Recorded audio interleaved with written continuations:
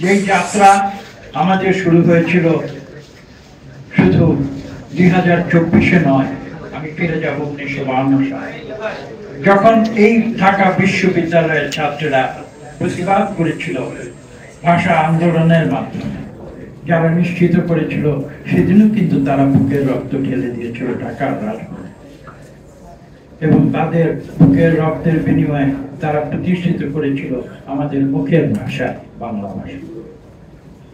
এবং দেখুন, এদেশের ইতিহাস আপনারা পর্যালোচনা করুন।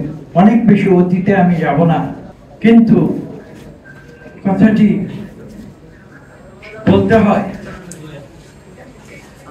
বলতে হয় যে ব্রিটিশ বিরোধী আন্দোলনে যারা বুকের রক্ত ঢেলে দিয়েছিল, যারা জীবন দিয়েছিল, সূর্য সেনদের কথা আজ উল্লেখ করতে হয়, তারাও কিন্তু সেদিন তরুণ যুবক ছিল। ক্ষুদিরামের কথা বলতে হয়। কাজে এদেশের মানুষের মুক্তির ইতিহাস, এটা কিন্তু চিরন্তন একটি ইতিহাস। আমি আরো অতীতে ফিরে যেতে পারি, ঠিক ইতিহাসে ফিরে গেছি। তার আগে আরো অতীতে যদি 5500 বছর ফিরে যায়। আমি কয়েকদিন আগে এ ধরনের একটি অনুষ্ঠানে আমি বলছিলাম, সেখানে অত্যাচারী সম্রাট রাজা কংসের বিরুদ্ধে প্রতিবাদ কৃষ্ণ। এটা হিন্দু শাস্ত্রের ইতিহাস। কথাটি সেখানে নয়, কথাটি হচ্ছে এই যে এই ভূখণ্ডের মানুষ কিন্তু বারবার প্রতিবাদ করেছে কেন? আমি একটু আগে বলেছি যে মানুষের অধিকার, এবং এটাই হচ্ছে পৃথিবীর ইতিহাসে, সংগ্রামের ইতিহাসে সবচেয়ে উজ্জ্বল অধ্যায়। আমরা জানি 52 ভাষা আন্দোলনের পরে কিন্তু আমরা ভেবেছিলাম যে আমাদের রাষ্ট্রভাষা বাংলা প্রতিষ্ঠিত হয়েছে, আমাদের সংগ্রাম হয়ে শেষ। সেই সংগ্রাম কিন্তু শেষ হয়নি।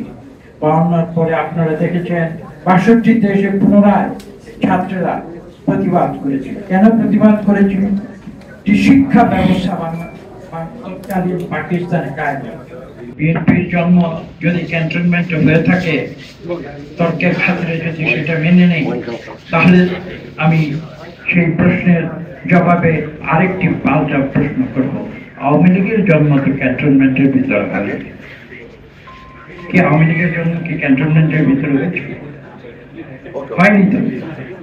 তাহলে আমার প্রশ্ন হচ্ছে, আওয়ামী লীগের যদি ক্যান্টনমেন্টের ভেতরে জন্ম না হয়ে থাকে, তারা কেন গণতন্ত্রকে হত্যা করে দেশে একদলীয় শাসন কায়েম করেছে?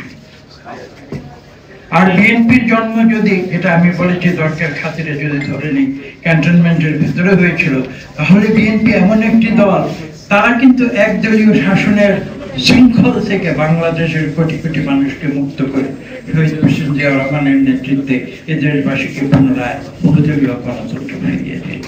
সেখানে এই ইতিহাসগুলো আজকে বলতে হচ্ছে এই বইয়ের পরিপ্রেক্ষিতে। এই বইতে যে ইতিহাস, ছাত্র জনতার বিপ্লবের যে ইতিহাস এখানে সংকলন করা হয়েছে, সেই ইতিহাসের প্রেক্ষিতে বাংলাদেশের ইতিহাস বলতে হয়।